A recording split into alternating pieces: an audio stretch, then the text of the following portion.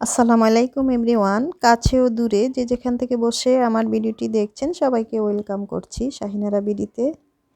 তো আজকে কোনো রেসিপি নিয়ে আসি নাই। আজকে আমি একটি পুরনো নন স্টিকের ফ্রাই প্যান পরিষ্কার করে দেখাবো। খুব সহজে ম্যাজিকের মতো পরিষ্কার হয়ে যাবে, মাত্র 2 থেকে 3 মিনিট ঘষে নিলেই পরিষ্কার হয়ে যাবে।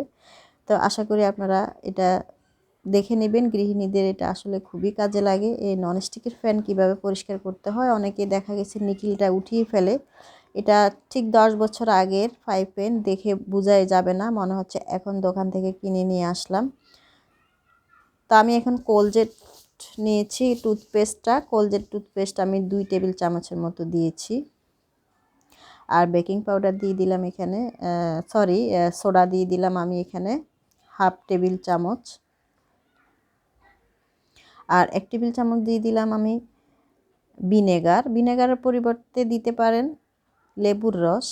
একই রকমের কাজ হবে, লেবুর রসের কাজ আর ভিনেগারের কাজ একই কাজ, দিতে পারেন যদি ভিনেগার না থাকে।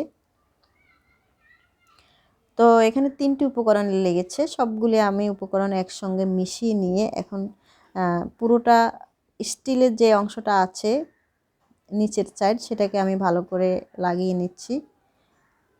পুরোটা ভালো করে লাগিয়ে নিয়ে আমি রেস্টে রাখারও প্রয়োজন নেই, সাথে সাথেও আপনারা ঘষে নিতে পারেন। আর চাইলে এখানে যে টুথব্রাশ দিয়েও কিন্তু ওই কাজটা করা যায়, তবে আমার কাছে মনে হয় টুথব্রাশটার চেয়ে একটু বেশি তাড়াতাড়ি কাজ হয় এই যে পাতিল মাজার যে স্টিলের ছোপাটা, সেটা দিয়ে করলে। তো আমি 30 সেকেন্ড ঘষে দেখাচ্ছি ভিতরের কি অবস্থাটা হচ্ছে। এই যে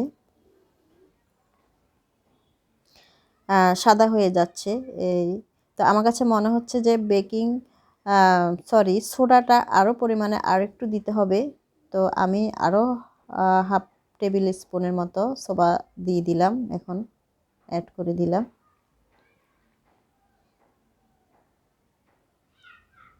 সোডা দিয়ে দিলাম।